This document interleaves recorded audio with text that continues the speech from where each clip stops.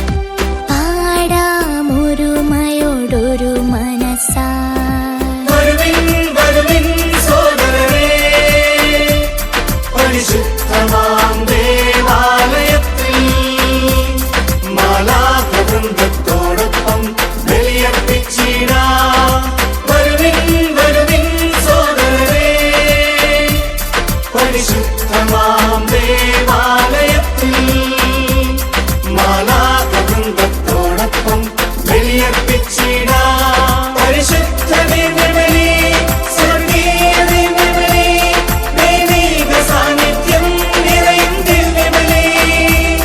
പരിശുദ്ധ ദിവ്യബലി, സ്വർഗീയ ദിവ്യബലി, ദൈവിക സാന്നിധ്യം നിറയും ദിവ്യബലി.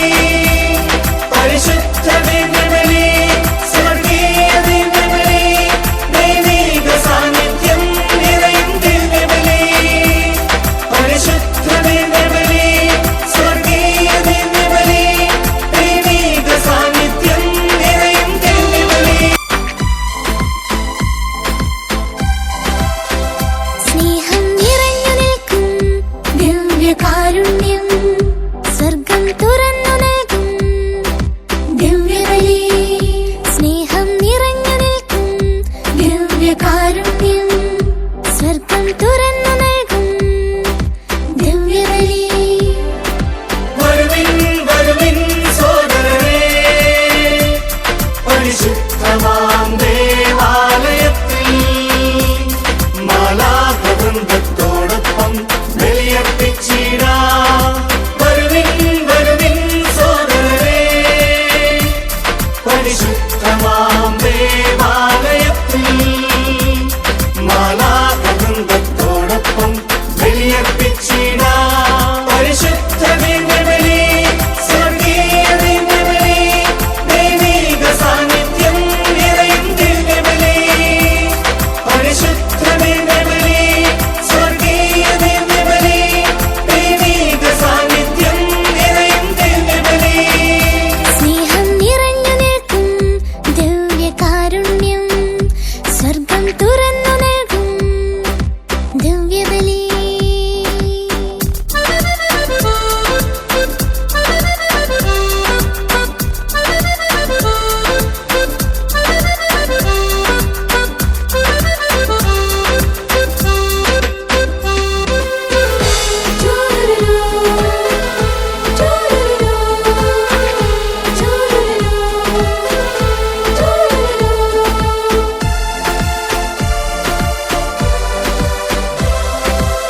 കരുണ തൻ സ്നേഹമാം ദിവ്യകാരുണ്യത്തെ സ്വർഗീയ ദൂതരോടൊപ്പം പാടി സ്തുതിക്കാം.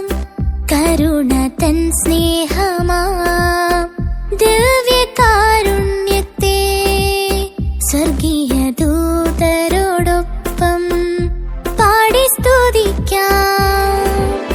ആ ദിവ്യകാരുണ്യത്തിൻ ആഴമാം സ്നേഹം നിറയ്ക്കാം.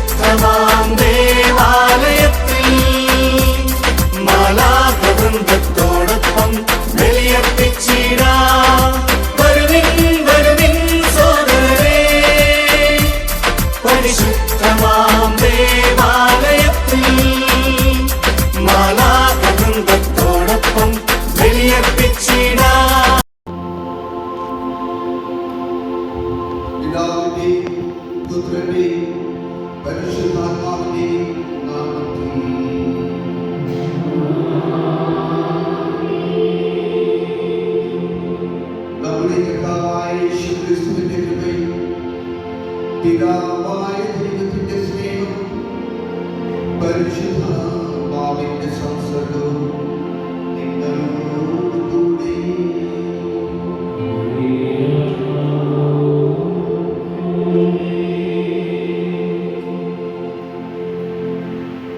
ക്രിസ്തുവിൽ സ്നേഹം നിറഞ്ഞ വിദ്യാർത്ഥി കൊച്ചിച്ച പ്രിയ സഹകാർമ്മികരെ, എൻ്റെ ബാച്ചിലെ എല്ലാ അച്ഛന്മാരുടെയും സിസ്റ്റേഴ്സ്, പ്രിയ മാതാപിതാക്കളെ, സഹോദരി സഹോദരങ്ങളെ, കഴിഞ്ഞ 25 വർഷം ദൈവം വഴി നടത്തിയതിനെ ഓർത്തു. ഈ 25 വർഷം ദൈവം എൻ്റെ ഞങ്ങളുടെ സഹപാഠികളായ എല്ലാ വൈദികരും ചൊല്ലുന്ന അനുഗ്രഹത്തിനും കരുതലിനും ചേർത്ത് പിടിക്കലിനും നന്ദിയായിട്ടാണ് ഈ ദൈവവിധിയിൽ നാം ആയിരിക്കുന്നത്. കടന്നുപോയ വഴികളിൽ ഒത്തിരി ഉയർച്ചകളും താഴ്ചകളും പ്രതിബന്ധങ്ങളും എല്ലാം ഉണ്ടായിട്ടുണ്ട്. കർത്താവിൻ്റെ അത്താഴയോട് ചേർത്ത് പിടിക്കുവാനും ചേർന്ന് നിൽക്കുവാനും ഞങ്ങളെ ഈ നിമിഷം വരെ ശക്തിപ്പെടുത്തിയതിനെ ഓർത്തു. ദൈവം ദാനം ചെയ്യുന്ന എല്ലാ കൃപകൾക്കും എൻ്റെ മാതാപിതാക്കളോടൊപ്പം എനിക്ക് വിശ്വാസം വഴി പറഞ്ഞു തന്ന മതാധ്യാപകരോടും അതേപോലെ വിദ്യ അഭ്യസിച്ച് തന്ന അധ്യാപകരോടും എൻ്റെ ഈ കാലഘട്ടത്തിൽ ഈ ഇടവകയിലൂടെ സേവനം അനുഷ്ഠിച്ച് കടന്നുപോയ എല്ലാ വികാരിയക്ഷന്മാരെയും ഇടവകയിലെ എല്ലാ മക്കളെയും ഒത്തിരി നന്ദിയോടെ ഓർക്കുകയാണ്. ഇവിടെ എൻ്റെ നമ്മുടെ ഈ അൽത്താരയുടെ വശങ്ങളിലായിരിക്കുന്നത് 18 വർഷം മുമ്പ് അവർ ഈ ദേവാലയത്തിൽ എൻ്റെ പ്രകടനത്തിൽ വലിയ തീരുമാനമായിട്ട് വന്നവരാണ്. ഇത് എൻ്റെ ഭാഷയിലെ അച്ഛന്മാരാണ്. ഒത്തിരി കാലം ഇവിടെ ഇന്ത്യയിൽ വെളിയിലുള്ളവർക്ക് വരാൻ പറ്റിയില്ല. ബാക്കി എല്ലാവരും ഇവിടെയുണ്ട്. എൻ്റെ സഹോദരങ്ങളെ അവരെ പ്രത്യേകമായിട്ട് നന്ദിയോടെ ഓർക്കുകയാണ്. ഈ ബലി ഞാൻ നടത്തിക്കുന്നത് നമ്മൾക്ക് എല്ലാവർക്കും വേണ്ടിയാണ്. കാരണം ഞങ്ങളുടെ ജീവിതത്തിൽ നിങ്ങൾ അറിഞ്ഞും അറിയാതെ ഒളിഞ്ഞും തെളിഞ്ഞും ഒത്തിരി നന്മകൾ ചെയ്യുന്നവരാണ്. പ്രത്യേകിച്ച് ഞങ്ങൾക്ക് വേണ്ടി പ്രാർത്ഥിക്കുന്നവരാണ്. അതുകൊണ്ടാണ് ഈ ദേവാലയത്തിൽ ഈ നിമിഷം നിങ്ങളെല്ലാവരും ആയിരിക്കുന്നത്. നമുക്ക് ഒത്തിരി നന്ദിയോടുകൂടി ഈ കൃതജ്ഞതാ ബലിയിൽ നമുക്ക് പ്രവേശിക്കാം.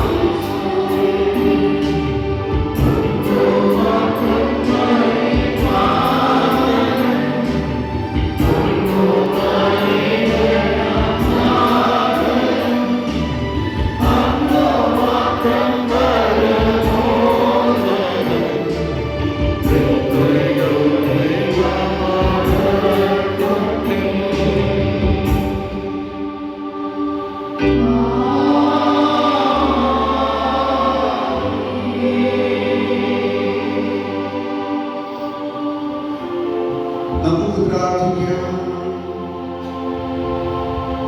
വിശ്വസ്തനായ ദൈവമേ, അങ്ങയിൽ നിന്ന് സ്വീകരിച്ച കാലം നിന്ന് നവീകരിക്കുവാൻ തന്നിരിക്കുന്ന എന്നോടുള്ള അങ്ങേ കാരുണ്യത്തിന് കൃതജ്ഞത പ്രകാശിപ്പിക്കുവാൻ ഞങ്ങൾക്ക് അനുഗ്രഹം നൽകണമേ. പരിപൂർണ്ണ സ്നേഹത്തിന്റെ ചൈതന്യം എന്നെ ശക്തിപ്പെടുത്തണമേ. അങ്ങനെ അനുദിനം കൂടുതൽ തീഷ്ണതയോടെ അങ്ങേ മഹത്വത്തിന്റെ രക്ഷാകരമായ പ്രവർത്തനത്തിൽ ഞാൻ സേവനമനുഷ്ഠിക്കുവാൻ പ്രാപ്തനാകുമാറാകട്ടെ. അങ്ങയോടുകൂടി പരിശുദ്ധാത്മാവുമായ ഐക്യത്തിൽ എന്നും ദൈവമായി ജീവിച്ചു വാഴുന്ന ഞങ്ങളുടെ കർത്താവ് അങ്ങയുടെ പുത്രനുമായ യേശുക്രിസ്തു വഴി ഞങ്ങൾ സമർപ്പിക്കുന്ന പ്രാർത്ഥന കേൾക്കണമേ.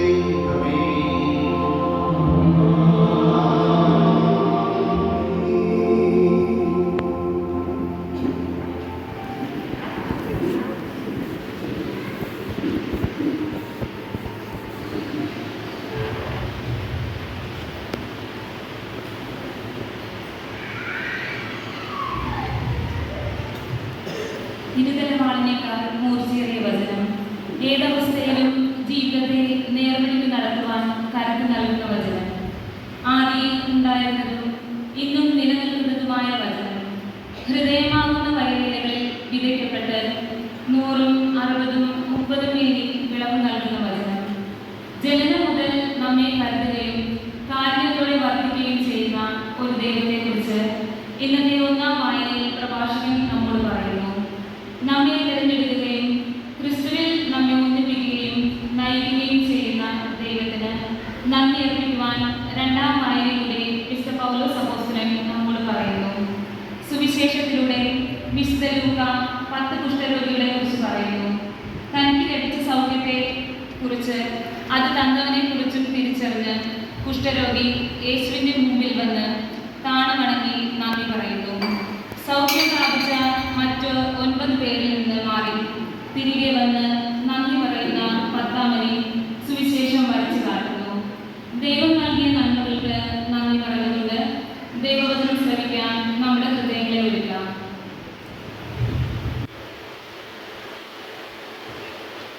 പ്രഭാഷകന്റെ പുസ്തകങ്ങളുടെ വായന. എല്ലായിടത്തും നന്മകാര്യങ്ങൾ ചെയ്യുന്ന സകലത്തിന്റെയും ദൈവത്തെ വാഴ്ത്തുക. അവിടുന്ന് നമ്മെ ജനനം മുതൽ ഉയർത്തുകയും കാരുണ്യപൂർവ്വം നമ്മോട് വർദ്ധിക്കുകയും ചെയ്യുന്നു.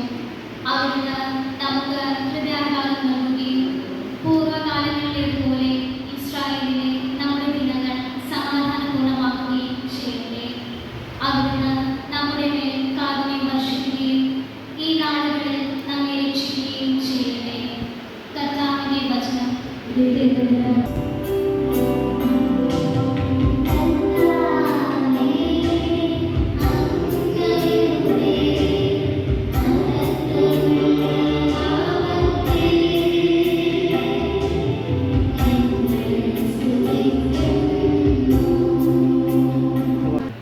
സഹോദര, സ്വർഗീയമായ എല്ലാ ആത്മവരങ്ങളാലും ക്രിസ്തുവിൽ നമ്മെ അനുഗ്രഹിച്ചവനും കർത്താവുമായ യേശു ക്രിസ്തുവിന്റെ പിതാവുമായ ദൈവം സ്തുതിക്കപ്പെട്ടവരാകട്ടെ. തന്റെ മുമ്പാകെ സ്നേഹത്തിൽ പരിശുദ്ധരും നിഷ്കളങ്കരമായിരിക്കുവാൻ ലോകസ്ഥാപനത്തിന് മുമ്പ് തന്നെ അവിടുന്ന് നമ്മെ ക്രിസ്തുവിൽ തെരഞ്ഞെടുത്തു. യേശു ക്രിസ്തു വഴി നാം അവിടുത്തെ പുത്രരായി ദത്തെടുക്കപ്പെടണമെന്ന് അവിടുന്ന് തന്റെ ഹിതവും ലക്ഷ്യവും അനുസരിച്ച് മുൻകൂട്ടി തീരുമാനിച്ചു. അവിടുന്ന് ഇപ്രകാരം ചെയ്തത് തന്റെ പ്രിയപ്പെട്ടവരിലൂടെ നമ്മിൽ ചൊരിഞ്ഞ തന്റെ കൃപയുടെ മഹത്വത്തിനും ഉപേക്ഷയ്ക്കും വേണ്ടിയാണ്. അവിടുത്തെ കൃപയുടെ സമൃദ്ധിക്കൊത്ത് നമുക്ക് ക്രിസ്തുവിൽ പാപമോചനവും അവന്റെ രക്തം വഴി രക്ഷയും കൈവന്നിരിക്കുന്നു. ഈ കൃപയാകട്ടെ അവിടുത്തെ ജ്ഞാനത്തിലും വിവേകത്തിലും നമ്മിൽ സമർത്ഥമായി ചൊരിഞ്ഞിരിക്കുന്നു. ക്രിസ്തുവിൽ വ്യക്തമാക്കിയ തന്റെ അഭിഷ്ടമനുസരിച്ച് അവിടുന്ന് തന്റെ പദ്ധതിയുടെ രഹസ്യം നമുക്ക് മനസ്സിലാക്കി തന്നു. ഇത് കാലത്തിന്റെ പൂർണ്ണതയിൽ സ്വർഗത്തിലും ഭൂമിയിലുമുള്ള എല്ലാത്തിനെയും ക്രിസ്തുവിൽ ഒന്നിപ്പിക്കുന്നതിന് വേണ്ടിയത്രേ. തന്റെ ഹിതമനുസരിച്ച് എല്ലാം പൂർത്തിയാക്കുന്നു. അവിടുന്ന് തന്റെ പദ്ധതി അനുസരിച്ച് അവനെ നമ്മെ മുൻകൂട്ടി തിരഞ്ഞെടുത്ത് നിയോഗിച്ചു. ഇത് ക്രിസ്തുവിൽ ആദ്യമായി പ്രത്യാശ അർപ്പിച്ച നാം അവന്റെ മഹത്വത്തിനും സ്തുതിക്കും വേണ്ടി ജീവിക്കുന്നതിനാണ്. രക്ഷയുടെ സദ്വാർത്തയായ സത്യത്തിന്റെ വചനം ശ്രവിക്കുകയും അവനിൽ വിശ്വസിക്കുകയും ചെയ്ത നിങ്ങളും വാഗ്ദാനം ചെയ്യപ്പെട്ട പരിശുദ്ധാത്മാവിനാൽ അവനിൽ മുദ്രിതരായിരിക്കുന്നു. അവിടുത്തെ മഹത്വം പ്രകീർത്തിക്കുന്നതിനുള്ള അവകാശം നാം നാം വീണ്ടെടുത്ത് സ്വന്തമാക്കുന്നത് വരെ ആ അവകാശത്തിന്റെ ആചാരമാണ് ഈ പരിശുദ്ധാത്മാവ്. കർത്താവിന്റെ വചനം.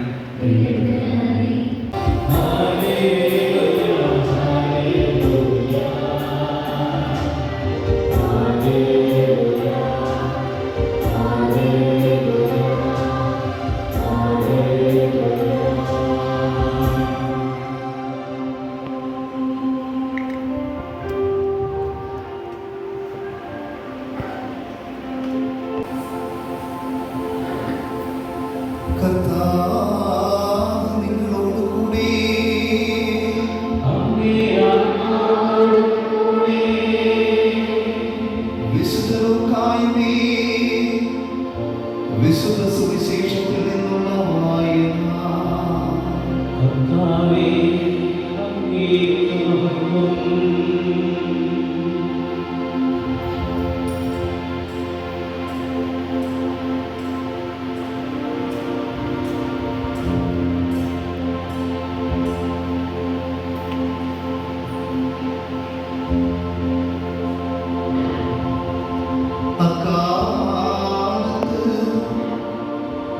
ജെറുസലേമിലേക്കുള്ള യാത്രയിൽ യേശു സമരിയായ്ക്കും ഗലീലയ്ക്കും മധ്യേ കടന്നു പോവുകയായിരുന്നു. അവർ ഗ്രാമത്തിൽ പ്രവേശിച്ചപ്പോൾ അകലത്ത് കുഷ്ഠരോഗികൾ അവനെ കണ്ടു. അവർ സ്വരമയത്തെ ഗുരു ഞങ്ങളിൽ കനിയണമേ എന്ന് അപേക്ഷിച്ചു. അവരെ കണ്ടപ്പോൾ അവൻ പറഞ്ഞു, പോയി നിങ്ങൾ തന്നെ പുരോഹിതന്മാർ കാണിച്ചു കൊടുക്കുവിൻ. പോകും വഴി അവർ സുഖം പ്രാപിച്ചു. അവരിൽ ഒരുവൻ താൻ രോഗവിമുക്തനായി എന്നുകൊണ്ട് ഉച്ചത്തിൽ ദൈവത്തെ സ്തുതിച്ചുകൊണ്ട് തിരിച്ചു വന്നു. അവൻ യേശുവിന്റെ കാലിൽ സാഷ്ടാംഗം നന്ദി പറഞ്ഞു. അവൻ ഒരു സമരിയക്കാരനായി. യേശു ചോദിച്ചു, 10 പേരിൽ യേശു പെട്ടത്, ബാക്കി 9 പേരുടെ ഈ വിജാതിയല്ലാതെ തിരിച്ചു വന്ന ദൈവത്തെ മഹത്വപ്പെടുത്തണമെന്ന് തോന്നിയില്ലേ? അനന്തരം യേശു അവരോട് പറഞ്ഞു, എഴുന്നേറ്റ് പോയിക്കൊള്ളുക, നിന്റെ വിശ്വാസം നിന്നെ രക്ഷിച്ചിരിക്കുന്നു.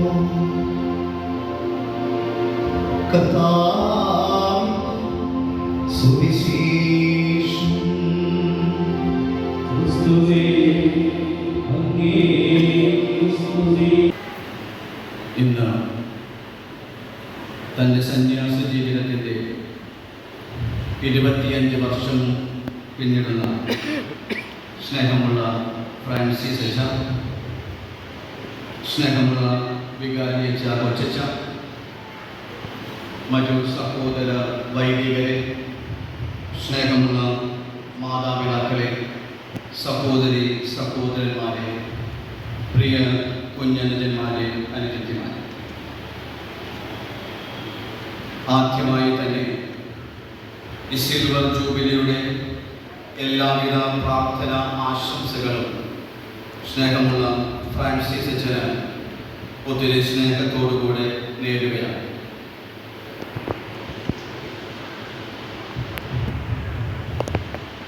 തൻ്റെ ജീവിതത്തിലെ ഗോൾഡൻ ജൂബിലി ആഘോഷിക്കുന്ന ഒരു വൈദികനെ കുറിച്ച് ഇങ്ങനെയൊരു വായന. തൻ്റെ പൗരോഹിത്യത്തിൻ്റെ സുവർണ ജൂബിലി അദ്ദേഹം ആഘോഷിക്കുമ്പോൾ വലിയ പ്രൗഢിയോടുകൂടെയാണ് ആഘോഷങ്ങൾ നടക്കുക.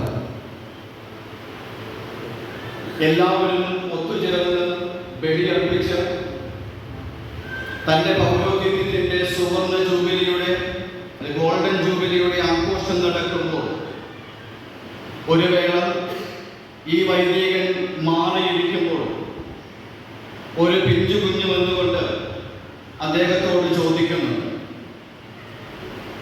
ഏതാണ്ട് 50 വർഷമായില്ലേ ഈ പൗരോഹിത്യത്തിൽ ജീവിക്കുന്നു, എന്തു നേട്ടമാണ് ജീവിതത്തിലുണ്ടായത്? 50 വർഷം പൗരോഹിത്യം ജീവിച്ചിട്ട് എന്തു നേടിയെന്ന് ആ ബാലൻ ചോദിക്കുകയാണ്. വളരെ അങ്കലാപ്പായി ആ വൈദികന്, കാരണം എന്തുത്തരം. കുറച്ചു നേരത്തെ മൗനത്തിന് ശേഷം ആ വന്യ വൈദികൻ ഇങ്ങനെ പറഞ്ഞു, മകനെ, എന്തൊരു രസമാണെന്നോ ഈ വലിയ മുക്കുവന്റെ കൂടെ വചനമാകുന്ന വലയം പിടിച്ച് ഇങ്ങനെ നടന്നു പോവുക. മകനെ, എന്തൊരു രസമാണെന്നോ ഈ വലിയ മുക്കുവന്റെ കൂടെ വചനമാകുന്ന വലയം പിടിച്ച് ഇങ്ങനെ നടന്നു പോവുക. ഇന്ന് അൽത്താരയ്ക്ക് ബലിയർപ്പിക്കുമ്പോൾ ഫ്രാൻസിസ് അച്ഛൻ്റെയും മനസ്സിലൂടെ കടന്നു വരുന്ന ചിന്ത അതുതന്നെയായിരിക്കും. എന്തൊരു രസമാണെന്നോ ഈ വലിയ ഉപ്പുവിൻ്റെ കൂടെ വചനമാകുന്ന വലയം പിടിച്ച് ഇങ്ങനെ നടന്നു പോകുക. സ്നേഹമുള്ള ഫ്രാൻസിസ് അച്ഛ, ഇന്ന് ഈ 25 വർഷത്തെ ആഘോഷത്തിലായിരിക്കുമ്പോൾ അച്ഛനോട് പറയുവാനായിട്ട് എനിക്ക് 3 ചിന്തകളാണുള്ളത്. ഈ പൗരോഹിത്യ ജീവിതത്തിൽ മുന്നോട്ട് പോകുമ്പോൾ വെളിപാടിന്റെ പുസ്തകത്തിൽ 7 സഭകൾക്ക് കൊടുത്ത മുന്നറിയിപ്പുകളിൽ ആദ്യത്തെ 3 കുറിച്ച് ഒന്നാഴമായിട്ട് ചിന്തിക്കാമെന്ന് കരുതുന്നു. ഈ സന്യാസ ജീവിതം ജീവിക്കുമ്പോൾ നല്ല ഓട്ടം ഓടുന്നു. ഈ നല്ല ഓട്ടം ഓടുമ്പോൾ ഓടിയ വഴികളൊക്കെ ദൈവത്തിന് വേണ്ടിയായിരുന്നോ എനിക്ക് വേണ്ടിയായിരുന്നോ എന്ന് ആഴമായിട്ടൊന്ന് ചിന്തിക്കാം. നമ്മുടെ ഓരോരുത്തരുടെയും ചിന്തയും അത് തന്നെയായിരിക്കും. തമ്പുരാനോടുള്ള വിശ്വാസത്തിൽ ആഴപ്പെട്ടുകൊണ്ട് നമ്മൾ ഓരോരുത്തരും നമ്മുടെ ജീവിതം ജീവിച്ചു തീർക്കുമ്പോൾ നമ്മൾ ഓടിയ ഓട്ടങ്ങളൊക്കെ ഈശോയ്ക്ക് വേണ്ടിയായിരുന്നു, നമുക്ക് വേണ്ടിയായിരുന്നു എന്ന് ആഴമായിട്ട് ചിന്തിക്കാനായിട്ടുള്ള ഒരു ദിനം. ഇങ്ങനെ പ്രാർത്ഥിച്ച് ജീവിച്ച ഒരു അപ്പസ്തോലനുണ്ടായിരുന്നു, നമ്മുടെ യോഹന്നാൻ ശ്ലീഹ. പാത്മോസ് എന്ന ദ്വീപിലേക്ക് അദ്ദേഹത്തെ നാടുകടത്തുമ്പോഴും അദ്ദേഹം ആ നാട്ടിലൂടെ ഓടി നടന്നുകൊണ്ട് ഇങ്ങനെ കരയുമായിരുന്നു എന്നാണ് പറഞ്ഞു വെക്കുക. എന്റെ തമ്പുരാൻ എന്നെ ആവോളം സ്നേഹിച്ചിട്ട് ആ തമ്പുരാനെ സ്നേഹിക്കുവാനായിട്ട്, അവരെ ഒന്ന് തിരിച്ചു സ്നേഹിക്കുവാനായിട്ട് എനിക്ക് കഴിഞ്ഞോ എന്ന് എന്നും അദ്ദേഹം തന്നോട് തന്നെ ചോദിക്കും. അതുകൊണ്ട് പത്മോസ് ദ്വീപിലായിരിക്കുമ്പോൾ ഏതൊരു കുഞ്ഞും അദ്ദേഹത്തിന്റെ അടുത്ത് വന്ന് ഈശോയെ കുറിച്ച് ഞങ്ങൾക്ക് പറഞ്ഞു തരിക എന്ന് പറയുമ്പോൾ യോഹന്നാൻ പറയാനുണ്ടായിരുന്നത് സ്നേഹം, സ്നേഹം, സ്നേഹം എന്ന് മാത്രമായിരുന്നു. തന്റെ ദൈവത്തെ ആവോളം സ്നേഹിച്ചിട്ട്, ആ ദൈവം എന്നെ സ്നേഹിച്ചിട്ട് അവനെ കൂടുതൽ കൂടുതൽ ഞാൻ സ്നേഹിക്കുന്നുണ്ടോ എന്ന് ചിന്തിച്ചു നടന്ന ആ മനുഷ്യൻ ഈശോയെ കുറിച്ച് പറയാനായിട്ട് പറയുമ്പോൾ എല്ലാവരോടുമായിട്ട് പറയും അവൻ സ്നേഹമാണെന്ന്. ആ സ്നേഹത്തിന്റെ വെളിച്ചത്തിലാണ് ഒന്നാമത്തെ ചോദ്യം. നിനക്കാദ്യമായിട്ടുണ്ടായിരുന്ന സ്നേഹം ഇപ്പോഴും നിനക്കുണ്ട്. വെളിപാട് പുസ്തകത്തിൽ എഫേസസ് സഭയോട് ദൈവം ചോദിക്കുന്ന ഒന്നാമത്തെ ഒരു ചോദ്യമുണ്ട്. നമ്മുടെയൊക്കെ വിശകലനത്തിനും ആഴമുള്ള ധ്യാനത്തിനുമായിട്ട് ആ ഒന്നാമത്തെ ചോദ്യം നമ്മളുടെ ഓരോരുത്തരുടെയും മുമ്പിലേക്ക് വയ്ക്കുകയാണ്. ദൈവത്തെ ആവോളം സ്നേഹിക്കുന്നു എന്ന് പറയുമ്പോൾ, ഈശോയിൽ ആഴപ്പെട്ടു എന്ന് പറയുമ്പോൾ, ആദ്യമായിട്ടുണ്ടായിരുന്ന സ്നേഹം ഇപ്പോഴും നമ്മുടെയൊക്കെ ജീവിതത്തിൽ ഉണ്ട്. നമ്മളിങ്ങനെ ആഘോഷങ്ങളൊക്കെ നടത്തുമ്പോൾ ഇങ്ങനെയുള്ള ഒരു ആത്മശോധന എപ്പോഴും നല്ലതാണ്. ഞാൻ തമ്പുരാനെ സ്നേഹിച്ചു എന്ന് നാം കരുതുമ്പോൾ നാം അവനെ സ്നേഹിക്കുവാനായിട്ട് നമ്മുടെ ജീവിതത്തിൽ ആദ്യകാലമെടുത്ത സ്നേഹമൊക്കെ ഇപ്പോഴും ആഴത്തിൽ നിലകൊള്ളുന്നുണ്ട്. വിശുദ്ധ ബെർണാഡിനെ കുറിച്ചുള്ള ഒരു പരാമർശം അദ്ദേഹത്തിന്റെ ജീവചരിത്രത്തിൽ എഴുതിയിട്ടുള്ളത് ഇങ്ങനെയാണ്. വിശുദ്ധ ബെർണാഡ് ഒരു ആശ്രമത്തിലെ ശ്രേഷ്ഠനായിരുന്നു. ഒരു ദിവസം ആശ്രമത്തിലേക്ക് ഒരു പാവപ്പെട്ടവൻ കടന്നു വരുന്നു. അവൻ ബുദ്ധിവൈഭവമില്ല, അവന് വിശുദ്ധിയില്ല. അവൻ ചോദിച്ചു, ഈ ആശ്രമത്തിൽ എനിക്കൊരു ജോലി തരുമോ? ബെർണാഡ് അദ്ദേഹത്തെ ആശ്രമത്തിലേക്ക് സ്വീകരിച്ചു. ആശ്രമം തൂക്കുവാനായിട്ടുള്ള ജോലി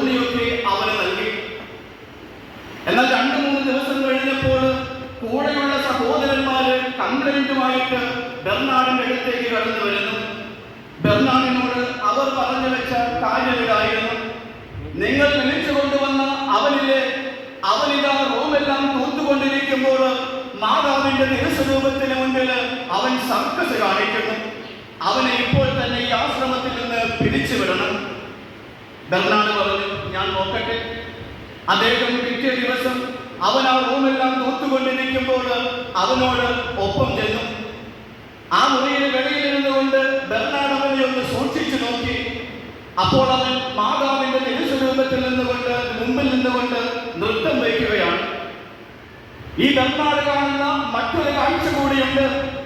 ഇവൻ സർക്കസ് കാണിക്കുകയും നൃത്തയും ചെയ്യുന്നതോടൊപ്പം മാതാവും കയ്യിലിരിക്കുന്ന ഉണ്ണിയേശയും താഴേക്ക് ഇറങ്ങി വന്ന് അവനോടൊപ്പം നൃത്തം വയ്ക്കുന്നു, അവനോടൊപ്പം സർക്കസ് കാണിക്കുന്നു.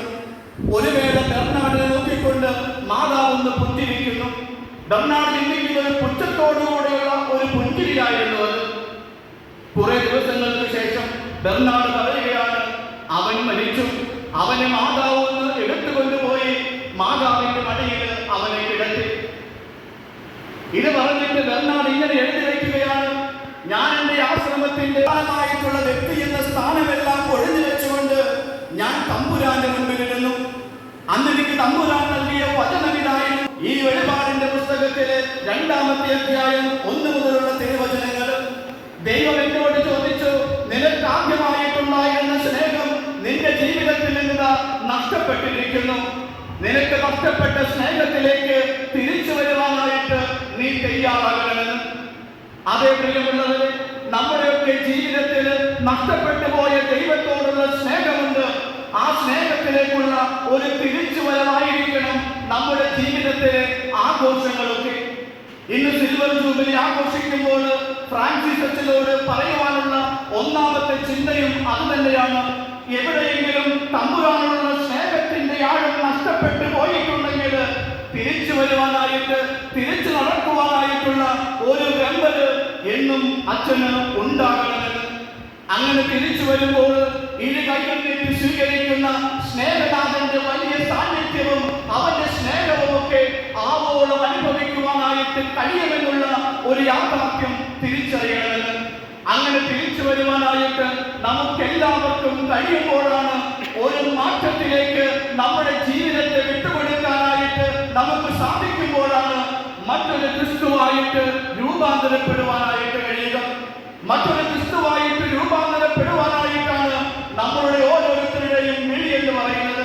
തമ്പുരാന്റെ സ്നേഹത്തെ ആവോളം അനുഭവിച്ച് അവന്റെ സ്നേഹത്തിൽ ആവോളം വളർന്ന് മറ്റൊരു ക്രിസ്തുവായിട്ട് അവരുടെ സ്നേഹവും സാന്ത്വനവും ഒക്കെ കൊടുക്കുന്ന വ്യക്തിയായിട്ട് രൂപാന്തരപ്പെടുവാൻ നമുക്ക് ഓരോരുത്തർക്കും കൃപയുണ്ടാകണം.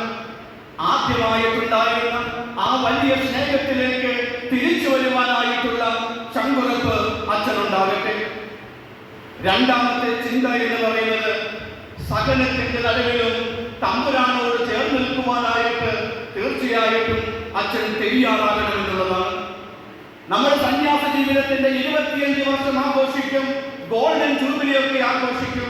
പക്ഷെ ആഘോഷത്തിന്റെ നടുവില് പലപ്പോഴും അറിയുന്നില്ല ജനങ്ങള് ഓരോ ഐതിഹ്യനും കടന്നു പോകുന്ന, ഓരോ സന്യാസിയും കടന്നു പോകുന്ന ത്യാഗോച്ചരമായ വേദനയുടെയൊക്കെ ജീവിതത്തെ കുറിച്ച്. ഈ വേദനയുടെ നടുവിലൊക്കെ തമ്പുരാന്റെ കുരിശോട് ചേർന്ന് നിൽക്കുവാനായിട്ടുള്ള ഒരു കൃപയുണ്ടാകണമെങ്കിൽ പ്രാർത്ഥനയോടുകൂടെ നിങ്ങളുടെ കരങ്ങള് ഞങ്ങൾക്ക് വേണ്ടി ഉയർന്നു നിൽക്കണം. ഇന്ന് ഫ്രാൻസിസ് അച്ഛൻ ജൂബിലി ആഘോഷിക്കുമ്പോൾ അച്ഛനോട് പറയുവാനായിട്ടുള്ള 2-ാമത്തെ സന്ദേശം ഇത് തന്നെയാണ്. ജീവിതത്തിൽ പ്രതിസന്ധി ഘട്ടങ്ങൾ ഉണ്ടാകും, പരാധീനതകൾ ഒന്നിനു പുറകെ ഒന്നായിട്ട് കടന്നു വന്നെന്നും വരും.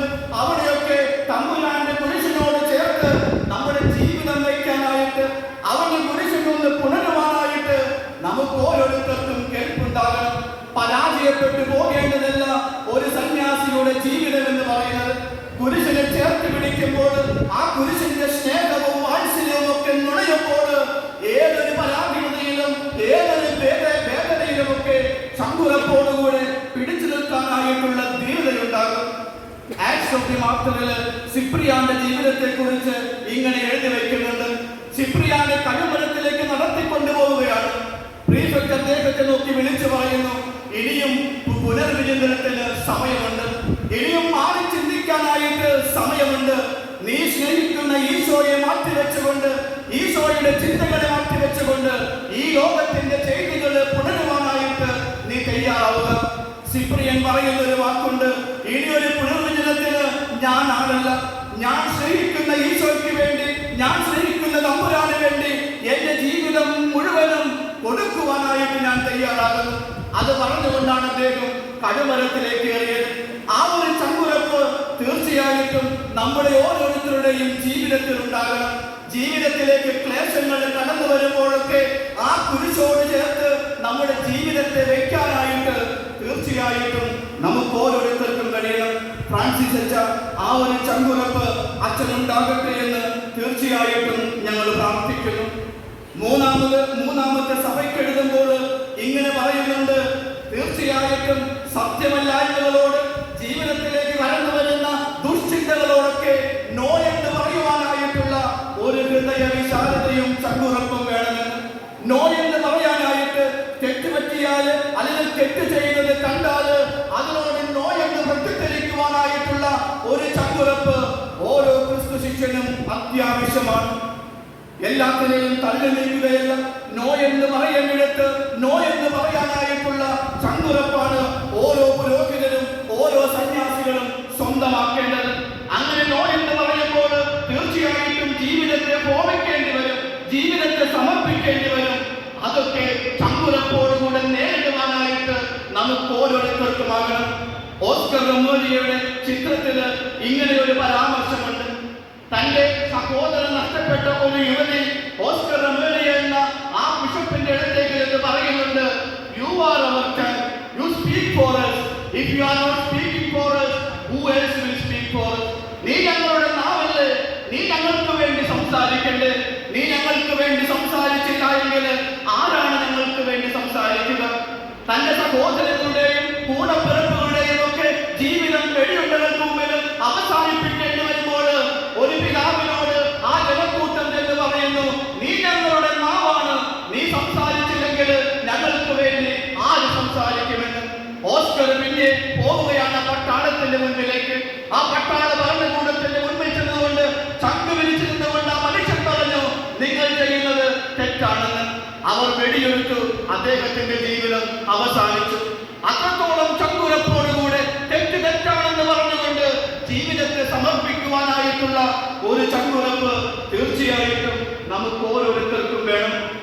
ഇന്ന് അച്ഛന്റെ സന്യാസ ജീവിതത്തിന്റെ ജൂബിലി ആഘോഷിക്കുമ്പോൾ തീർച്ചയായിട്ടും ഈ 3 ചിന്തകൾ എപ്പോഴും അച്ഛൻ മനസ്സിൽ കോറിയിടുവാനായിട്ട് പരിശ്രമിക്കുക. ആദ്യമുണ്ടായിരുന്ന സ്നേഹത്തിലേക്ക് തിരിച്ചു നടക്കാനായിട്ടുള്ള ഒരു ബലം, അതുപോലെ തന്നെ ജീവിതത്തിലെ പ്രതിസന്ധി ഘട്ടങ്ങൾ കടന്നു വരുമ്പോൾ അവിടെയൊക്കെ തമ്പുരാനെ കുരിശോട് ചേർത്ത് ജീവിതത്തെ വെക്കുവാനായിട്ടുള്ള വലിയ ഒരു തീരുമാനം, നോ പറയേണ്ടിടത്ത് നോ പറയുവാനായിട്ടുള്ള ചങ്കുറപ്പ്. ഈ തീരുമാനങ്ങളിലൂടെ മുന്നോട്ട് പോകുമ്പോഴാണ് തീർച്ചയായിട്ടും നല്ല ഒരു സന്യസ്തൻ, നല്ല ഒരു വൈദികനായിട്ട് നമ്മൾ ഓരോരുത്തരും രൂപാന്തരപ്പെടുകയുള്ളൂ. ആ ഒരു ചങ്കുറപ്പും ധൈര്യവുമൊക്കെ നമുക്ക് ഓരോരുത്തർക്കും വേണം. ആ സ്നേഹം പങ്കുവെക്കാനായിട്ട്, ആ ചങ്കുറപ്പിന്റെ ആ സ്നേഹത്തിന്റെ ഉൾക്കാഴ്ചകളൊക്കെ പങ്കുവെച്ച് കൊടുക്കാനായിട്ട് നമുക്ക് ഓരോരുത്തർക്കുമാകണം. മദർ തെരേസയുടെ ജീവിതത്തിൽ ഇങ്ങനെ ഒരു പരാമർശമുണ്ട്. ഒരിക്കലും മദർ തെരേസ വീട് വിസിറ്റ് ചെയ്യാനായിട്ട് പോകുന്നു. ഏകനായിട്ട് താമസിക്കുന്ന ഒരാളുടെ വീട്ടിലേക്ക് മദർ തെരേസ പ്രവേശിക്കുന്നു. മദർ തെരേസ അവിടെ പ്രവേശിക്കുമ്പോൾ അവിടെ ഒരിക്കലും കത്തിക്കാത്ത ഒരു വിളക്കുണ്ട്, പൊടി പിടിച്ചിരിക്കുന്നു. ആ വിളക്ക് മദർ തെരേസ എടുത്ത് ക്ലീനാക്കി അത് ഒന്ന് കത്തിച്ചു വെക്കും. ഈ മനുഷ്യനോട് ആദ്യം ചോദിക്കുന്നുണ്ട്, നിങ്ങൾക്ക് ഈ തിരി ഒന്ന് കത്തിച്ചു വെച്ചുകൂടെ? തന്റെ ഒറ്റ മകന് നഷ്ടപ്പെട്ട ആ പിതാവ് ഇങ്ങനെ പറയുന്നുണ്ട് മദർ തെരേസയോട്, ആർക്കു വേണ്ടി ഞാനിത് നീ കത്തിക്കണം? മദർ തെരേസ ആ വിളക്കെല്ലാം ക്ലീൻ ചെയ്ത് കത്തിച്ചു വെച്ചുകൊണ്ട് തിരിച്ചു പോരുന്നു. പിന്നീട് കുറച്ച് വർഷങ്ങൾക്ക് ശേഷം മദർ തെരേസയുടെ ചാരിറ്റി സിസ്റ്റേഴ്സ് ആ വീട്ടിലേക്ക് ചെല്ലുവാനായി ഇടയാകുന്നു. ആ മനുഷ്യൻ ആ സിസ്റ്റേഴ്സിനോട് പറഞ്ഞ ഒരു കാര്യമുണ്ട്, എന്റെ സുഹൃത്തായ മദർ തെരേസയോട് നിങ്ങൾ ചെന്ന് പറയണം, അമ്മ കത്തിച്ചു തന്ന ആ വിളക്ക്, ആ തിരുനാളം ഇതുവരെയും അണഞ്ഞിട്ടില്ല, ഇന്നും അതിവിടെ കത്തി നിൽക്കുന്നുണ്ട് എന്ന്. കത്തിച്ചു വെച്ച തിരുനാളങ്ങൾ, സ്നേഹത്തോടുകൂടെ കത്തിച്ചു കൊടുക്കുന്ന തിരുനാളങ്ങളൊക്കെ തീർച്ചയായിട്ടും ഒരിക്കലും അണഞ്ഞു പോകില്ല. തീർച്ചയായിട്ടും ഫ്രാൻസിസ് അച്ഛൻ തന്റെ ജീവിതത്തിന്റെ 25 വർഷക്കാലം ഒത്തിരിയേറെ പേർക്ക്, ഒത്തിരിയേറെ ജീവിതങ്ങൾക്ക് ഒത്തിരിയേറെ പ്രകാശം നൽകിയിട്ടുണ്ട്. ആ തിരുനാളങ്ങളൊന്നും കെട്ടുപോകില്ല. ഈ മനുഷ്യനെ പോലെ കത്തിച്ചു നിന്ന തിരുനാളങ്ങൾ അതേപോലെയുണ്ട്. ഇന്നും കെട്ടിട്ടില്ല എന്ന് പറയുന്ന ഒത്തിരി അനേകം പേര് ഈ ഭൂമുഖത്തുണ്ട്. തീർച്ചയായിട്ടും അതാണ് അച്ഛന്റെ ശക്തി എന്ന് പറയുന്നത്. ആ ശക്തിയിൽ, ആ സ്നേഹത്തിൽ മുന്നോട്ട് പോകുവാൻ അച്ഛന് കൃപയുണ്ടാകട്ടെ എന്ന് സ്നേഹപൂർവ്വം പ്രാർത്ഥിക്കുന്നു. ഈ ജൂബിലിയുടെ എല്ലാവിധ ആശംസകളും പ്രാർത്ഥനകളും സ്നേഹപൂർവ്വം ഒരിക്കൽ കൂടി നേരുന്നു. പിതാവിൻ്റെയും പുത്രൻ്റെയും പരിശുദ്ധാത്മാവിൻ്റെയും നാമത്തിൽ. നിത്യപിതാവേ, തിരുസഭയെയും സഭയെ നയിക്കുന്ന പരിശുദ്ധ പിതാവ് ഫ്രാൻസിസ് പാപ്പായെയും എല്ലാ മിത്രന്മാരെയും ഏറെ പ്രത്യേകമായി ഇന്നേ ദിവസം സിൽവർ ജൂബിലി ആഘോഷിക്കുന്ന ഫാദർ ഫ്രാൻസിസിനെയും അവിടുത്തെ കരുതാരിൽ നടത്തുന്നു. അവിടുത്തെ മുന്തിരിത്തോപ്പിൽ വേലക്കാരായെത്തിയ എല്ലാവർക്കും അവിടുത്തെ ഇരുമാറിൽ സംരക്ഷണം നൽകണമേ. ലോകത്തിന്റെ മോഹങ്ങളിൽ വീണുപോകാതെ അവിടുത്തോട് ചേർന്ന് നിന്നുകൊണ്ട് തങ്ങളുടെ അജഗണങ്ങൾക്ക് മാതൃകയാകുവാൻ എല്ലാ വൈദ്യരെയും സന്യസ്തരെയും അനുഗ്രഹിക്കണമെന്ന് അങ്ങയോട് ഞങ്ങൾ പ്രാർത്ഥിക്കുന്നു. ഞങ്ങളുടെ പ്രാർത്ഥന കേൾക്കണമേ. ഞങ്ങളുടെ നിയന്ത്രണം പരിപാലനമായ ദൈവമേ, ഞങ്ങളുടെ മാതൃകത്തിനായി പ്രാർത്ഥിക്കുന്നു. നന്മയും നീതിയും നിറഞ്ഞ നേതാക്കന്മാർ തിരഞ്ഞെടുക്കപ്പെടാനും അവരാൽ നമ്മുടെ രാജ്യവും ജനങ്ങളും നയിക്കപ്പെടാനും അനുഗ്രഹിക്കണമേ എന്ന് അങ്ങയോട് ഞങ്ങൾ പ്രാർത്ഥിക്കുന്നു.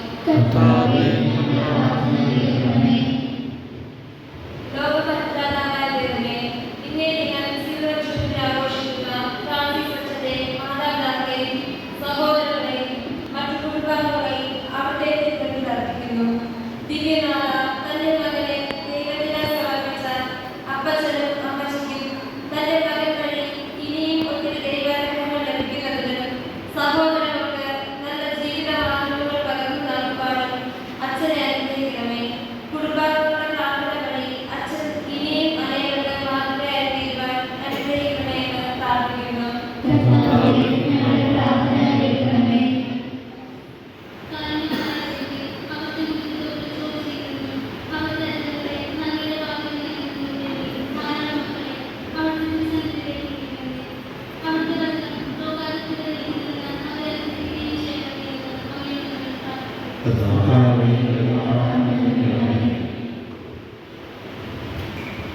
ജീവൻ പ്രകൃതമായ യേശു മരണങ്ങളും വേർപിരിഞ്ഞ എല്ലാ മക്കളെയും അവിടുത്തെ കൃതാവിൽ സമർപ്പിക്കുന്നു. നല്ല ഇടയ ജീവിച്ചിരിക്കുമ്പോൾ വന്നുപോയ എല്ലാ ഭാവങ്ങളെയും നീക്കി അവിടുത്തെ തിരുമുഖം കാണുവാൻ എല്ലാ മരിച്ച വിശ്വാസികളെയും അനുഗ്രഹിക്കണമേ. ഏറെ പ്രത്യേകമായി ഞങ്ങളുടെ കുടുംബത്തിൽ നിന്നും മരിച്ചുപോയവരെയും അനുഗ്രഹിക്കണമേ എന്ന് അങ്ങയോട് ഞങ്ങൾ പ്രാർത്ഥിക്കുന്നു. അഭിലാഷങ്ങൾ ശ്രമിക്കുകയും അവയിൽ വിശ്വസിക്കുന്നവരുടെ പ്രാർത്ഥനകൾ സ്വീകരിക്കുകയും ചെയ്യണമേ. ഞങ്ങളുടെ കർത്താവായ ക്രിസ്തുവേ, ഞങ്ങൾ സമർപ്പിക്കുന്ന പ്രാർത്ഥന ലോകത്തിനു വേണ്ടി മുറിയപ്പെട്ടവനോടൊപ്പം അനേകർക്ക് തന്റെ ജീവിതം മാതൃകയാക്കാൻ ക്രൂശിതന്റെ പിന്നാലെ ഇറങ്ങി തിരിച്ച ഫാദർ ഫ്രാൻസിസിനെയും അതോടൊപ്പം നമ്മെ തന്നെയും ഈ കാഴ്ചയർപ്പണത്തിൽ ചേർത്ത് വയ്ക്കാം. നമ്മുടെ ജീവിതത്തിലെ കുരിശുകളും വേദനകളും ആഗ്രഹങ്ങളും ആവശ്യങ്ങളും ഈ മുന്തിരിച്ചാരത്തോടും ഗോതമ്പത്തോടും ചേർത്ത് വെച്ച് ഈ ബലിവേദി നമ്മെ തന്നെ കാഴ്ചയർപ്പിക്കാം.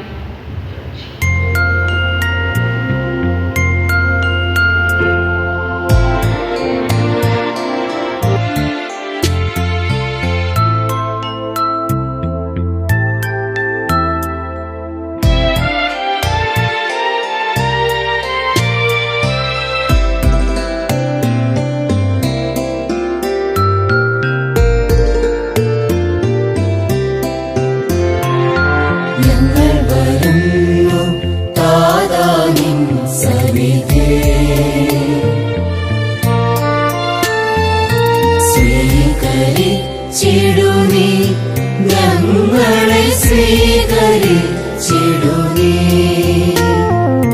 ഞങ്ങൾ വരുന്നു താതാ.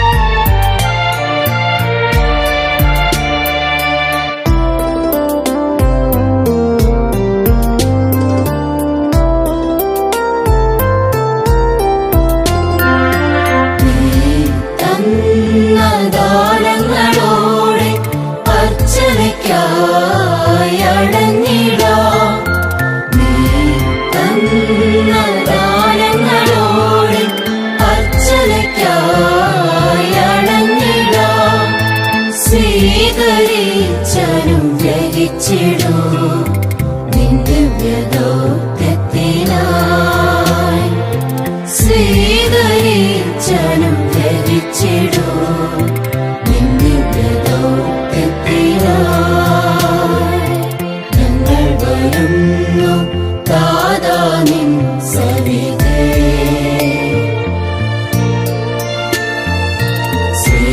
സ്വീകരിച്ചിടൂ നീ ഞങ്ങളെ സ്വീകരിച്ചിടൂ നീ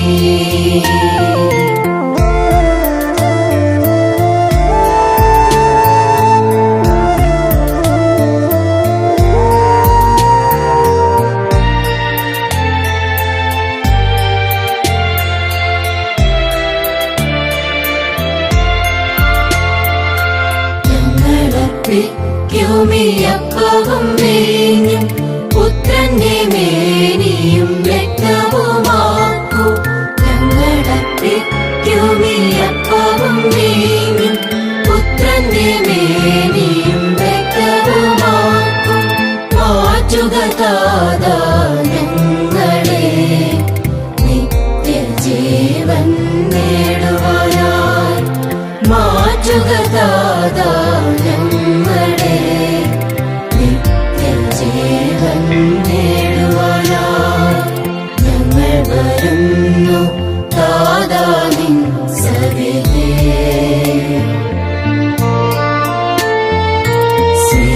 സ്വീകരിച്ചിടൂ നീ ഞങ്ങളെ സ്വീകരിച്ചിടൂ നീ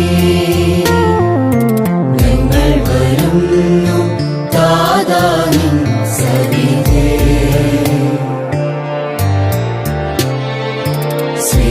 സ്വീകരിച്ചിടൂ നീ ഞങ്ങളെ സ്വീകരിച്ചിടൂ നീ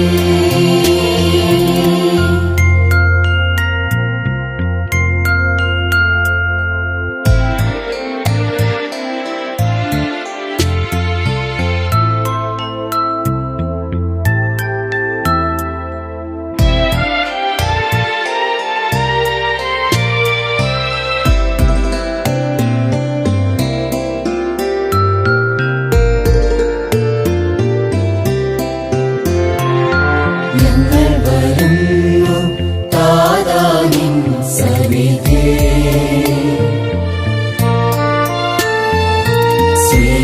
സ്വീകരിച്ചിടൂ നീ ഞങ്ങളെ സ്വീകരിച്ചിടൂ നീ ഞങ്ങൾ വരുന്നു താതാ നിൻ സവിധേ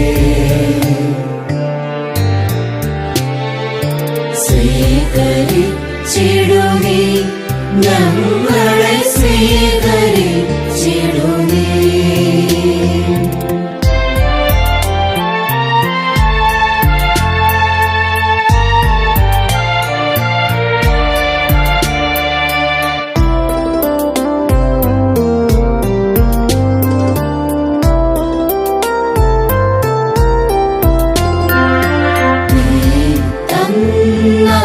ദാനങ്ങളോടെ അർച്ചനയ്ക്കായി അടഞ്ഞിടുന്നു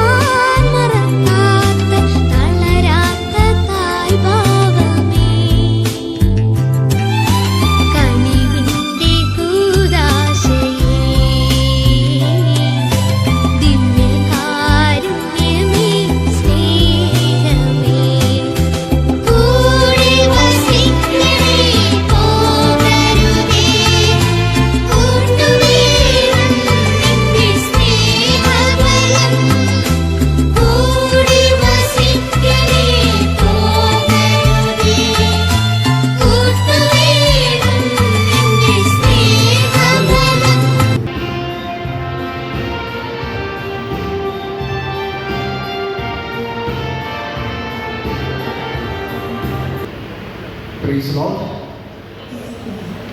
എന്നെ ശക്തനാക്കുന്നതിലൂടെ എനിക്ക് എല്ലാം ചെയ്യാൻ കഴിയും എന്ന തിരുവചനം ഞാൻ നന്ദിയോടെ ഓർക്കുകയാണ്. പ്രിയ വികാരിയച്ച, ഒച്ചച്ച, എൻ്റെ ഏറ്റവും സ്നേഹം നിറഞ്ഞ ജോസ് തെലുങ്കാനിക്കച്ചൻ, അതേപോലെ പുഷ്പഗിരിയിൽ നിന്ന് വന്നിട്ടുള്ള എല്ലാ അച്ഛന്മാരും ഞാൻ പേരെടുത്ത് പറയുന്നില്ല, പേരെൻ്റെ മനസ്സിലുണ്ട്. അതേപോലെ എൻ്റെ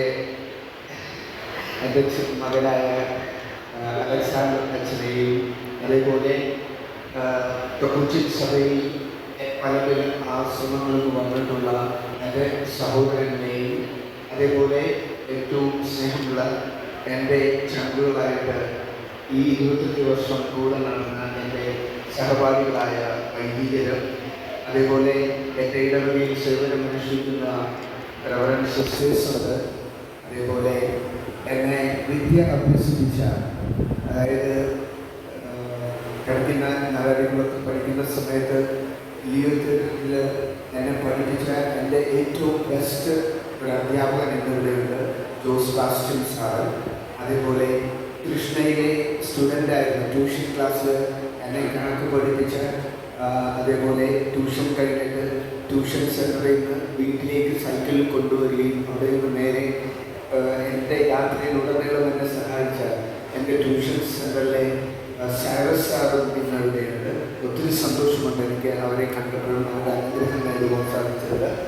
അതേപോലെ എൻ്റെ പ്രിയ മാതാപിതാക്കൾ, അതേപോലെ എൻ്റെ കൂടപ്പിറപ്പുകൾ, എൻ്റെ പടവുപുരക്കൽ കുടുംബത്തിലെയും കൊച്ചിക്കാരൻ വീട്ടിലെ കുടുംബങ്ങളെയും, അതേപോലെ എല്ലാ എൻ്റെ ബന്ധുമിത്രാദികളെയും, പിന്നെ എൻ്റെ സഹപാഠികളുടെയുണ്ട്. ഞാൻ പേരെടുത്ത് പറയുന്നില്ല, എല്ലാവരെയും കണ്ടിട്ടുണ്ട്. അതിലും എനിക്ക് പുതിയതായിട്ട് സന്തോഷമുള്ളത്, ഞാൻ പഠിപ്പിച്ച പ്രവരായിരുന്നപ്പോൾ ഞാൻ പഠിപ്പിച്ച ചില സ്റ്റുഡൻസ് ഇന്നവർ കുടുംബജീവിതം നയിക്കുന്നവരാണ്. കൊല്ലത്ത് നിന്ന് അവർ എത്തിയിട്ടുണ്ട്. അതേപോലെ ഞാൻ വികാരിയായിരുന്ന സേക്രഡ് ഹാർട്ടിലെ ഒത്തിരി ഫാമിലീസ് ഇവിടെയുണ്ട്. പ്രത്യേകിച്ച് എൻ്റെ ബന്ധുക്കളായ മാത്യു ഫാമിലി ഇവിടെയുണ്ട്. അതേപോലെ ജോൺസൺ, പീറ്റർ ചേട്ടൻ, എല്ലാവരും ഉണ്ട്. ഒത്തിരി സന്തോഷമുണ്ട് എൻ്റെ ക്ഷണം സ്വീകരിച്ച് വന്നവരെ. അതേപോലെ പുഷ്പഗിരി മെഡിക്കൽ കോളേജിൽ ഞാൻ 1.5 വർഷക്കാലം സേവനം അനുഷ്ഠിച്ച ആ കോളേജിലെ ഡോക്ടേഴ്സ് പ്രതിനിധിയായിട്ട് വന്നിട്ടുള്ള റിജോ ഇവിടെയുണ്ട്. എല്ലാവരെയും ഒത്തിരി സ്നേഹത്തോടെ ഞാൻ നന്ദിയോടെ ഓർക്കുകയാണ്. അതേപോലെ ഞാൻ നന്ദി പറയേണ്ടത്, ഞാൻ ഇവിടെ പേപ്പറൊക്കെ തന്നിട്ട് ഞാൻ നോക്കുന്നില്ല, ഇതൊക്കെ ഹൃദയത്തിൽ നിന്ന് വരുന്നതാണ്. ആരെങ്കിലും വിട്ടുപോയിട്ടുണ്ടെങ്കിൽ ക്ഷമിക്കണം. അതേപോലെ ഇന്നത്തെ ഈ തിരുക്കർമ്മം വളരെ ഭംഗിയായിട്ട് നടക്കുവാനായിട്ട് കാരണക്കാരനായത് നമ്മുടെ വികാരിയച്ഛനാണ്, ശ്രീധരച്ചനാണ്. ഞാൻ അവിടെ ബഹറിലായിരുന്നപ്പോൾ എനിക്ക് ഫോൺ വന്നു, അച്ഛന് വയ്യ, അച്ഛൻ ഹോസ്പിറ്റലിലാണ് എന്ന് പറഞ്ഞപ്പോൾ എനിക്ക് ടെൻഷനായി.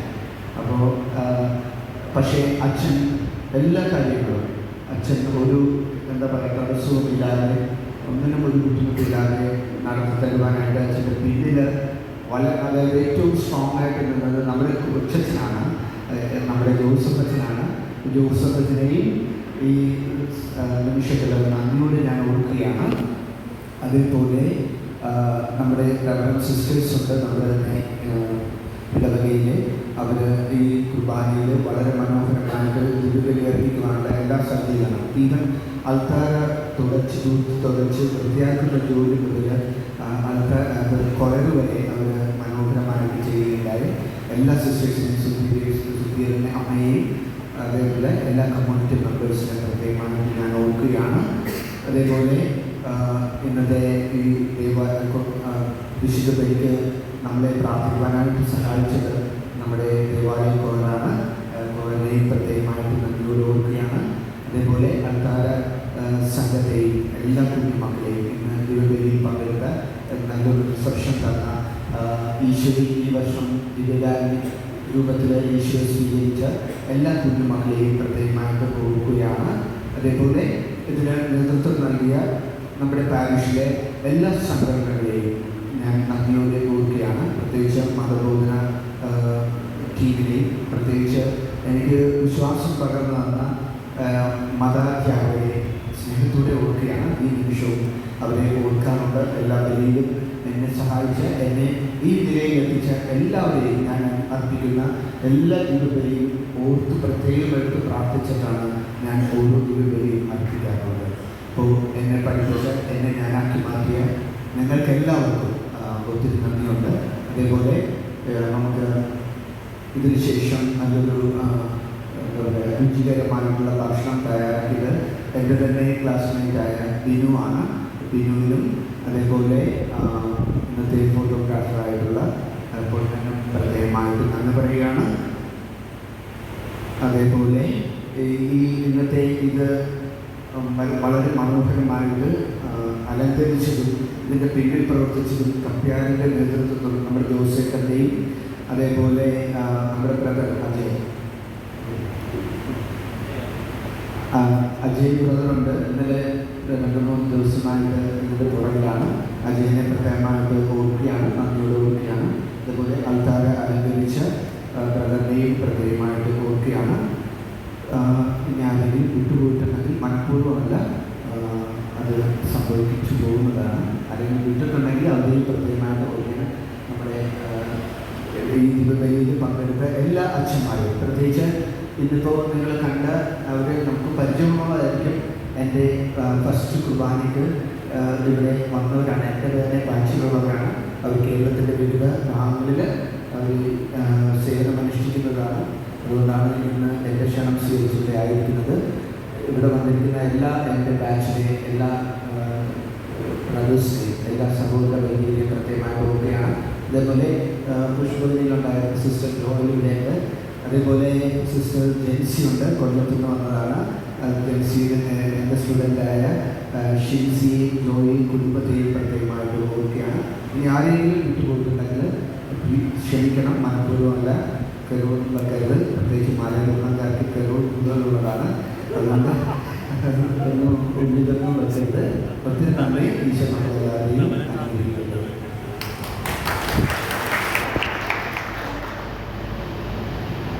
നമ്മുടെ ഫ്രാൻസിസ് അച്ഛന് മെമ്മന്റോ നൽകാൻ പോകുന്നത് അച്ഛൻ വികാരിയായി സേവനമനുഷ്ഠിക്കുന്ന ബഹ്റൈനിലെ മനാമയിൽ സ്ഥിതി ചെയ്യുന്ന തിരുഹൃദയ ദേവാലയത്തെ പ്രതിനിധീകരിച്ചാണ്. ഗൾഫ് പ്രവിശ്യയിലെ ആദ്യ കത്തോലിക്ക ദേവാലയമായ മനാമയിലെ തിരുഹൃദയ ദേവാലയം ഇന്ത്യ അടക്കം മറ്റ് 8ഓളം രാജ്യങ്ങളിൽ നിന്നായി 8000-ലധികം ഇടവക ജനങ്ങളിലുള്ള ഗൾഫിലെ തന്നെ ഏറ്റവും വലിയ ഇടവകകളിൽ ഒന്നാണ്. 1939 സ്ഥാപിതമായ ഈ ദേവാലയത്തിൽ 83 വർഷങ്ങൾക്കിപ്പുറം ആദ്യമായി ഒരു മലയാളി വൈദികൻ വികാരിയായി വന്ന് ബഹ്റൈൻ മലയാളി കത്തോലിക്ക സമൂഹത്തിന് അഭിമാനമായി മാറിയത് നമ്മുടെ ഫ്രാൻസിസ് അച്ഛനിലൂടെയാണ്. 2022 ഫ്രാൻസിസ് പാപ്പ ബഹ്റൈൻ സന്ദർശിച്ച വേളയിൽ പാപ്പായുടെ വിശുദ്ധ ബലിക്ക് ലിറ്റർജി കാര്യങ്ങൾക്ക് നേതൃത്വം കൊടുക്കുവാനും തിരുഹൃദയ ദേവാലയം സന്ദർശിച്ചപ്പോൾ ഫ്രാൻസിസ് പാപ്പയുടെ ആശീർവാദം സ്വീകരിക്കാനുമുള്ള വലിയൊരു ഭാഗ്യം അച്ഛന് ലഭിക്കുകയും ചെയ്തു.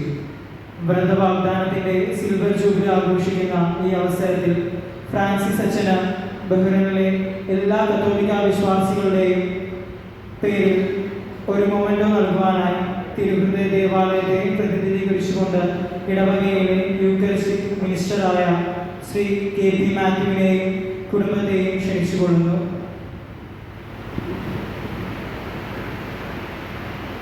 അതോടൊപ്പം തന്നെ ഏറെ സ്നേഹത്തോടെ ശ്രീ പീറ്റർ സോളമൻ വാഴക്കുളത്തിൻ്റെയും കുടുംബത്തെയും സ്വാഗതം ചെയ്യുന്നു.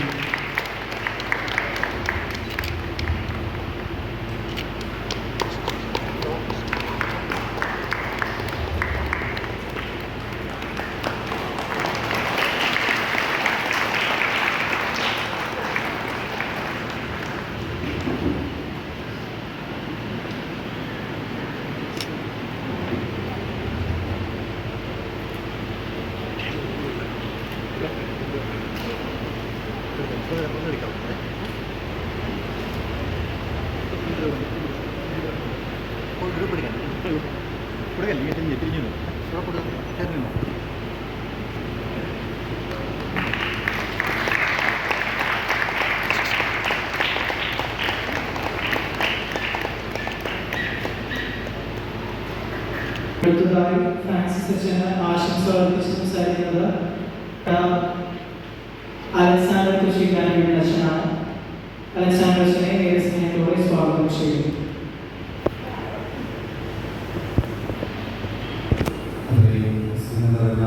ഫ്രാൻസിസ് അച്ഛ, ഞങ്ങളുടെ റോസി അച്ഛ, പ്രിയ വലിയ മാതാപിതാക്കളെ സഹോദരങ്ങൾ, എന്നെ സംബന്ധിച്ച് ഞാനിവിടെ നിൽക്കുന്നതിൽ ഒരു പ്രധാനപ്പെട്ട കാരണക്കാരനാണ് ഇത് 25 വർഷം ആഘോഷിക്കുന്ന ഫ്രാൻസിസ് അച്ഛ.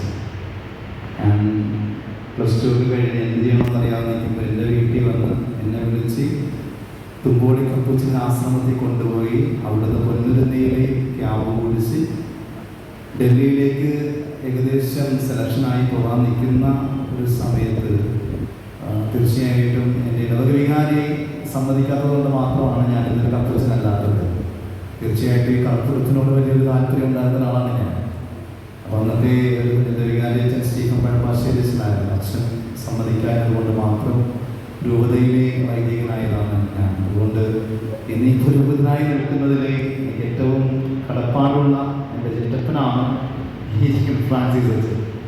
അതുകൂടാതെ അച്ഛൻ്റെ ശുശ്രൂഷകൾ വളരെ ശക്തമാണ് തീർച്ചയായും. കാരണം അരുണാചൽ ഇറ്റാനുകളിലൊക്കെ സ്വന്തമായിട്ട് അവിടെ ഒറ്റയ്ക്ക് പോയിട്ട് മിഷനൊക്കെ തുടങ്ങിയവരാണ്. നമുക്ക് അറിയാം, നമുക്കിവിടെ കേരളത്തിൽ നമ്മൾ മറ്റുള്ളവരുടെ മുമ്പിൽ കർത്താവിനെ മഹത്വപ്പെടുത്താൻ മടി കാണിക്കുന്നവരാണ്. നമ്മൾ പലപ്പോഴും വിഷയം മഹത്വപ്പെടുത്താൻ നമ്മൾ മടി കാണിക്കും. ആ സമയത്ത് അന്യ ഭാഷ സംസാരിക്കുന്നവരെടുത്ത് അവിടെ പോയി അവിടുത്തെ ജനങ്ങളുമായി ഇടപെടുകയും ദൈവത്തെ ശക്തിയായിട്ട് കൊടുത്ത് അവരെ മിഷൻ സ്റ്റാർട്ട് ചെയ്തിട്ടുള്ള ആ ഒരു കാര്യത്തിൽ തന്നെ അഭിമാനമാണ് അച്ഛനെ ചോദിക്കുന്നത്. തീർച്ചയായും ഞങ്ങളുടെ കുടുംബത്തിന് ഒരു അഭിമാനമാണ് അച്ഛൻ. അച്ഛന് 25 വർഷക്കാലം പിന്നിടുമ്പോൾ തീർച്ചയായും ഉറപ്പുണ്ട് ഒത്തിരി ഹൃദയങ്ങളിൽ കർത്താവിനെ കൊടുത്തിട്ടുണ്ട്, ഒത്തിരി പേരുടെ മനസ്സിൽ നന്മ ഉന്നയിച്ചിട്ടുണ്ട്.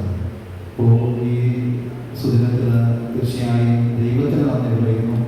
ഒപ്പം അച്ഛന് നൽകിയ മാതാപിതാക്കൾക്ക് നന്ദി പറയുന്നു, സഹോദരങ്ങളെ ഓർത്ത് നന്ദി പറയുന്നു. എല്ലാ മേഖലകളിലും ഇനി മുന്നോട്ടുള്ള ജീവിതത്തിൽ അച്ഛൻ ചെയ്യുന്നതെല്ലാം അത് വിജയമായി മാറട്ടെ. എന്തെല്ലാം കാര്യങ്ങൾ ചെയ്താലും ഒന്നിനും ഒരു കുറവില്ലാതെ കർത്താവ് വഴി നടത്തട്ടെ എന്ന് പ്രത്യേകമായിട്ട് പ്രാർത്ഥിക്കുകയും ആശംസിക്കുകയും ചെയ്തു.